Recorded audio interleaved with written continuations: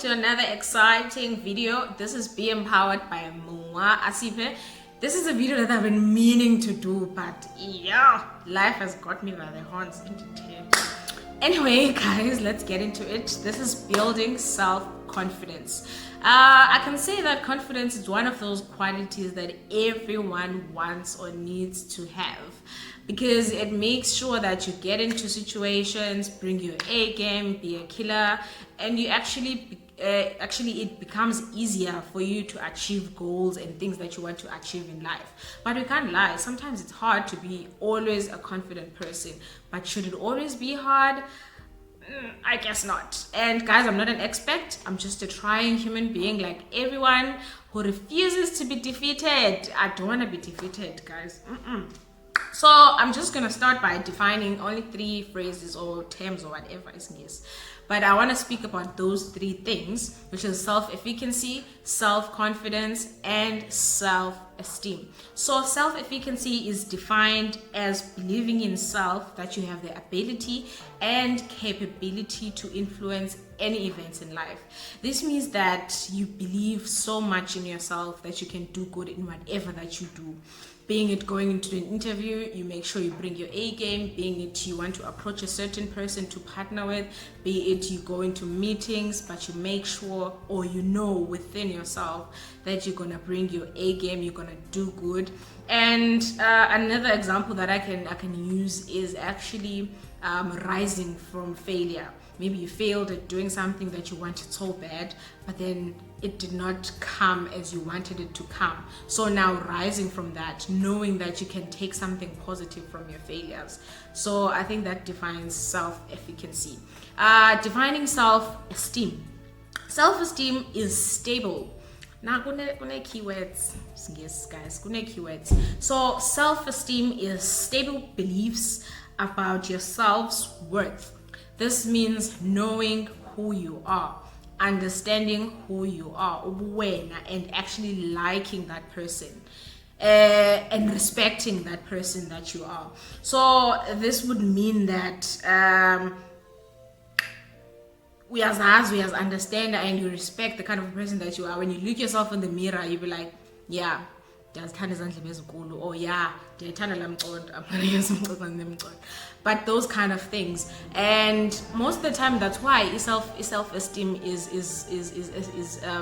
what is the word, is sabotaged by us, because we sabotage it through these negative thoughts. We sabotage it through not believing in ourselves. We sabotage it by sometimes telling negative things to ourselves over and over and over again, that we start believing in those things.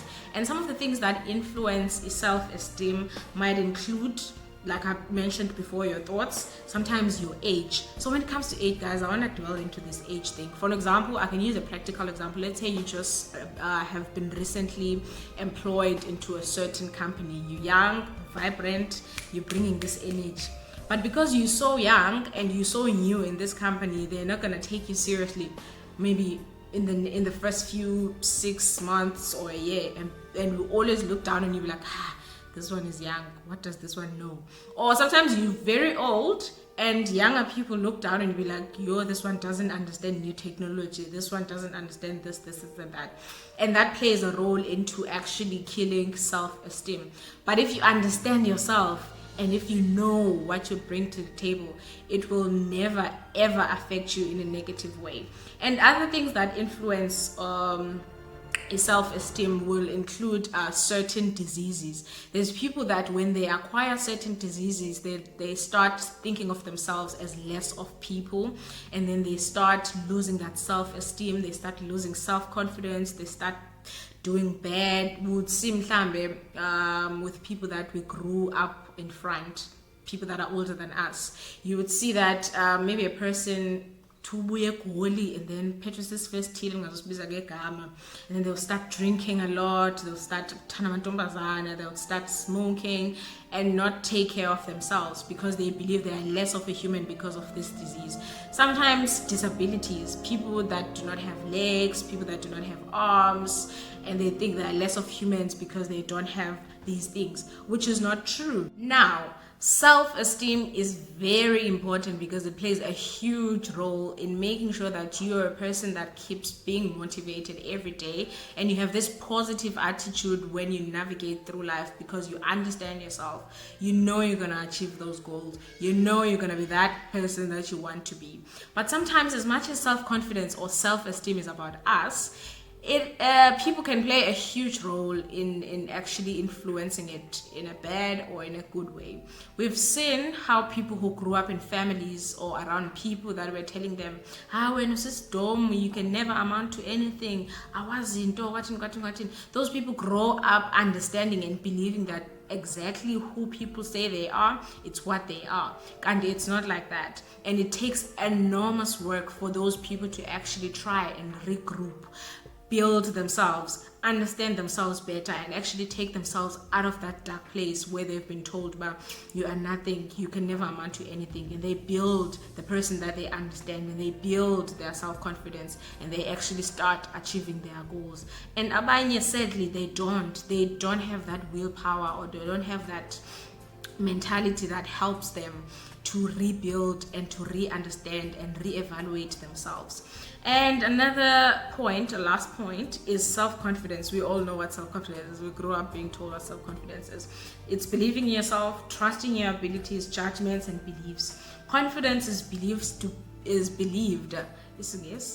Self-confidence is believed to bring about happiness. Why? Because you achieve a whole lot of things that you always wanted to achieve. When you are a self-confident person, you understand yourself better. You know when you go into a room, you're gonna bring asipe, and no one is gonna tell you asipe is this and that, because you understand yourself, you know yourself, and you love yourself as you are, and you're content with the person that you are.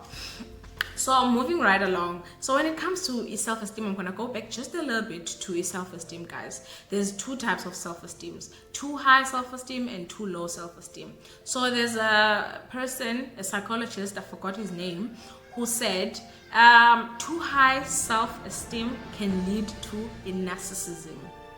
Yes.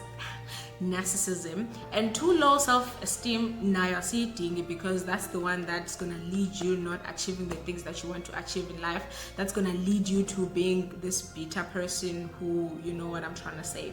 So we just want to maintain our self-esteem. We want it to be in a stable manner. We want it to be in an acceptable manner, so that you don't have too high or too low self-esteem. So guys, at the beginning of the video, you will remember that I spoke about points that are going to help you stay a positive and a confident and a self-esteemed human being. So the first point is avoid living in the past. Avoid thinking about experiences that happened in your life that were negative, experiences that led into your failures.